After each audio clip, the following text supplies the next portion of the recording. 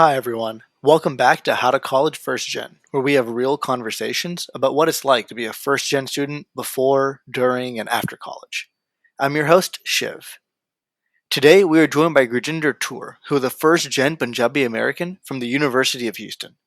We will dive into his experiences pursuing a degree in psychology and then pivoting into the fascinating world of computer science. Let's listen in.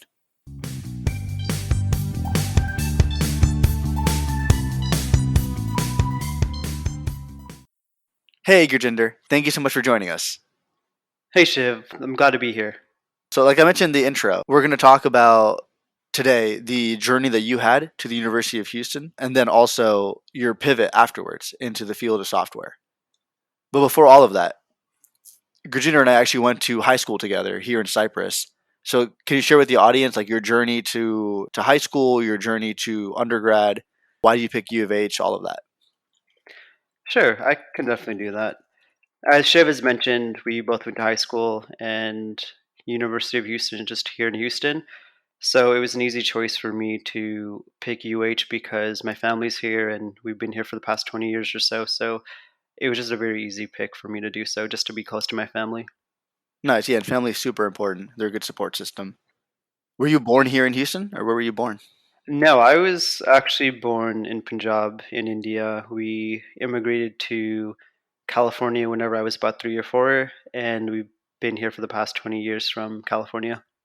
Okay. Do you speak Punjabi? Are you fluent in Punjabi? My Punjabi is not as good as I would like it to be. It's okay. It's okay. I feel like that about my Hindi. My like as you know, my family speaks Gujarati a lot, and I'm fairly fluent in that. But then Mhm. going and speaking Hindi with people that are natural Hindi speakers, or even watching Bollywood movies, is always a fun like challenge every time. Yeah, I can definitely understand Hindi, but I just cannot speak it myself. It's that first gen experience of being able to navigate multiple languages. Yeah. Okay, but cool, awesome. Well, I'm glad your family was able to come from Punjab to California to Houston, find your way to U of H, go through this journey, and still have your family and your support system nearby. Mhm. When you chose U of H, like what major did you end up picking? I actually chose psychology. Cool, and I'm sure that was like its own experience because you're a first gen college student as well, right? Yeah. Yeah, definitely. So then, and I'm sure things like went well that you like highly recommend to the listeners that we have listening in right now, and things could have gone better. So maybe let's start with the things that went well. Like, what are some of the things that you did that you would highly recommend some of the listeners do when they go through their undergraduate experience? So one of the things I really liked that I did was I had a variety of elective options available to me as part of my degree plan, and I made sure that I diversified as many opportunities I could because I wanted to have as much exposure to classes I could. If I'm required to take electives, then I wanted to make sure that I got the most out of it. And that's essentially how I found my way into my minor of anthropology and potential grad school of anthropology. So having the opportunity to do these things was definitely beneficial to just my overall knowledge of the world as well as exposure to different cultures and people and so forth.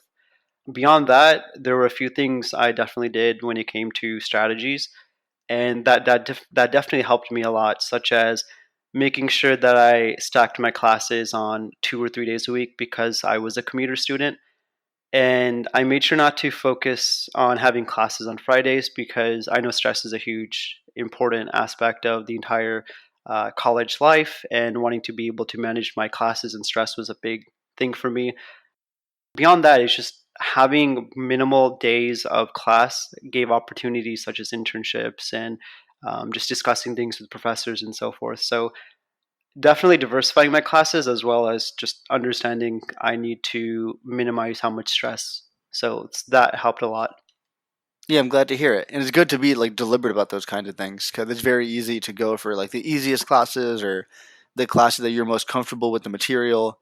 But there's something fun about challenging yourself with like something random or unique or interesting that end up sparking something that you never think would get sparked. Yeah, there's actually something about that as well, where you mention about challenging yourself and about stress management as well. Mhm. I also made sure that if I had 5 classes, maybe three or four of those classes would be some of my harder classes, and one or two of my classes would be some of the easier classes that I needed to take. That way, I'm not stressed with five classes every semester, and that way, I manage stress better that way as well. Yeah, 100% something that we should be thinking about. Hopefully, your counselors, regardless of what program you're in, are cognizant of that as well. Because I remember in the Chemie degree plan, they have the engineering classes, generally 3 to 4 a semester, and then they have the electives or the requirements, the core, like an arts class or a theater class, Hmm. something that's a little bit more creative or using a different part of your brain. So it's not as intensive as like 5 chemie classes back to back. Yeah, and I've heard those are actually beneficial for anyone because being able to use different parts of your brain can definitely help with the whole creative process, even when you're in very heavy critical thinking field. So I'm glad that universities actually enable students to be able to have these opportunities. Nice. And then your comment about stacking classes to enable things like managing stress and internships. Because even right now, and in my grad school, I stacked my classes Tuesday, Thursday, Hmm. and today's a Monday. Or I guess you're listening on a Saturday, but it enabled me to have a internship on the days that I have off. And I can travel to the location. I can have calls set up for a specific day at a regular time, and all of those things wouldn't happen if my classes weren't stacked. Because then I'd have like an hour of free time in between classes, and I would never have time to actually study or actually get things done. So I think managing your stress, managing your workload, being deliberate about that, fantastic advice. Yeah, I think stress management is a huge, huge, huge thing within the university life. So if there's any way that you can manage stress, I think it's crucial just for your success. So like, let's pivot over to some of the things that didn't go as well. Hmm. We're first gen and we're human, right? So we make mistakes and we things we're always learning and improving.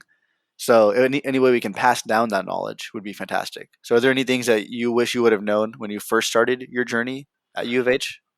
Yeah, so I was a commuter student, and historically, University of Houston has been known as a commuter student for a few decades. They've definitely made the change to become more inclusive for student dorms and housing and whatnot. But as a result of that, I was definitely one of those commuter students that I think suffered in the sense that I was just not on campus as much as I would like to be, and as a result of it, I wasn't involved in as many organizations or just surrounded by the atmosphere that I think having the opportunities to be in those environments would have enabled me for even greater success. And another issue with that was I was also not utilizing resources on campus to the fullest, which I think had I been involved in some of those organizations or just been on campus more often as a student that dormed there, I think I would have been able to use a lot of those resources more. Do you think that some of these resources that you weren't able to use to the fullest were more like technical, like this is like a career or academic focused thing, or was it more on the cultural or personal side, or both? I think both because when you look at it from the academics aspect of it, having access to just your counselors or people whose job it is to essentially pass on knowledge to you, or even interaction with professors, I think would have definitely I would have benefited from had I been more involved on campus. Because the networking aspect of it is also huge, and now when you're not in a position to network with professors or other people that might have more knowledge than you might not have as much opportunities otherwise. Beyond that, from the cultural aspect of it, I think that definitely would have helped a lot as well. Just to be able to socialize with peers and have them essentially drive you to success. Nice. I completely hear you that it's very important to be as connected as you can with the campus. Hmm. And given whether it's financial constraints, where it's very expensive sometimes to live on campus depending on scholarships or tuition, and family constraints that folks often have, where you have to help support your family at home and you can't afford to live on campus. Yeah. To I think those are all like serious and very understandable constraints. So finding some way to being able to both overcome those and still make the most of your time on campus is a very important balance. It sounds like.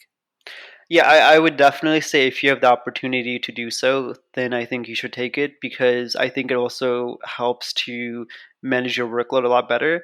But if you don't have the opportunity to do so, then I would definitely say try to get involved a bit more if you're able to. Yeah, each incremental activity still helps. Yeah.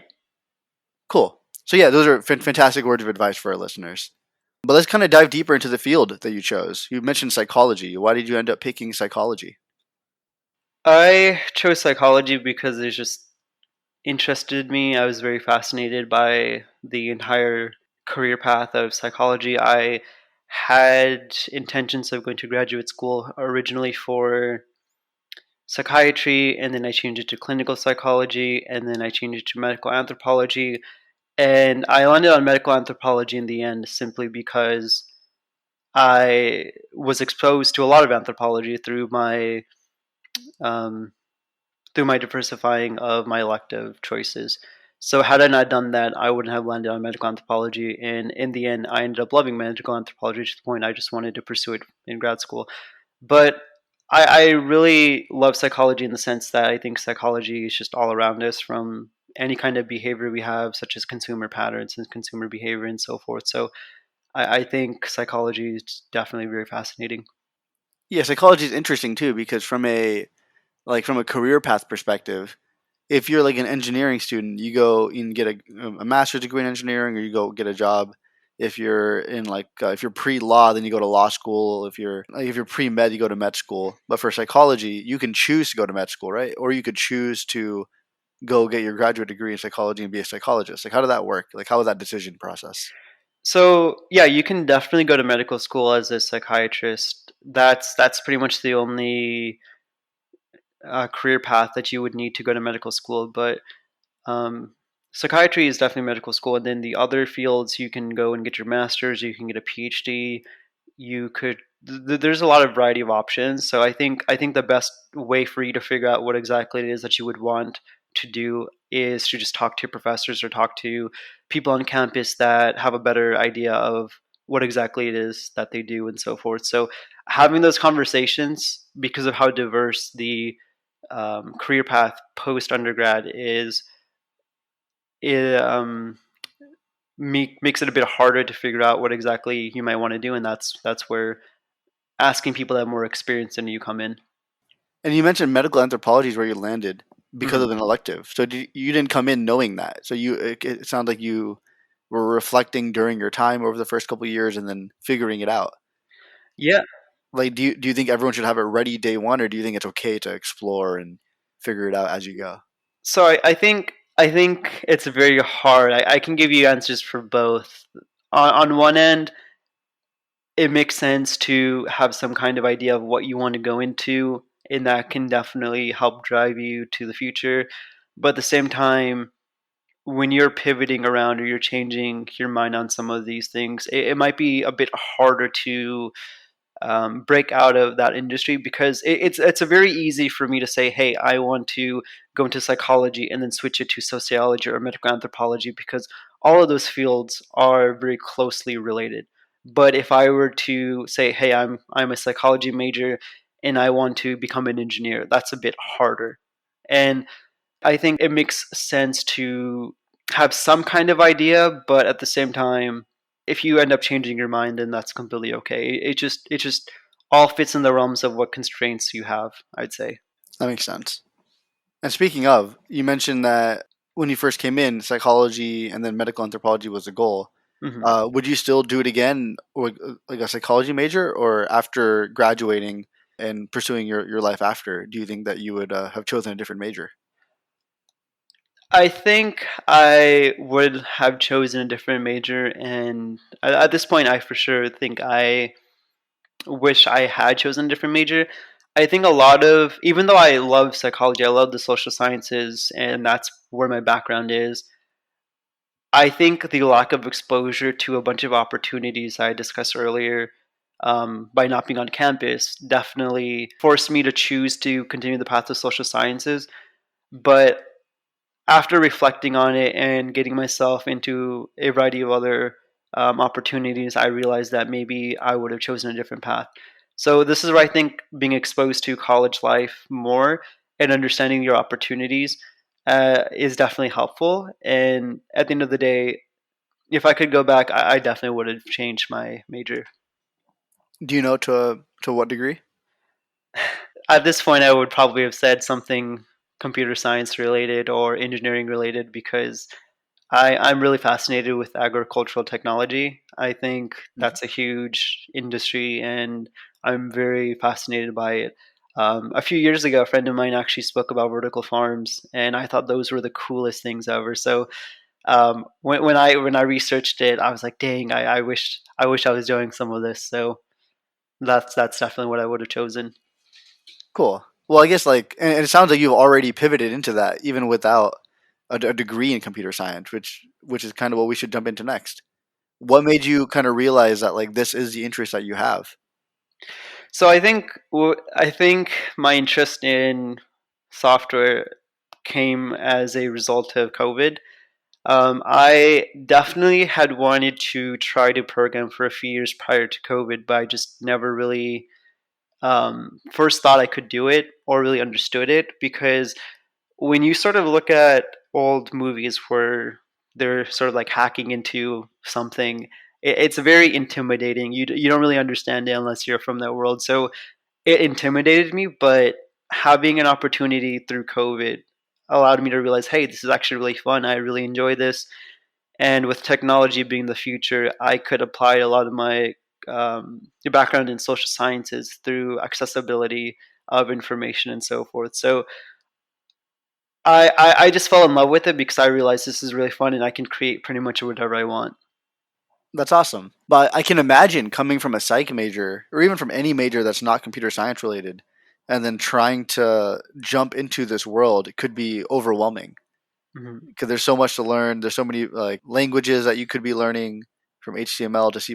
Like where do you start? What tools do you use? Like that entire journey sounds interesting. How'd you kick it off? So there's a lot of free resources online. There's a few nonprofits as well, such as Free Code Camp. They just teach you a variety of different things, and that can definitely be a good place to start.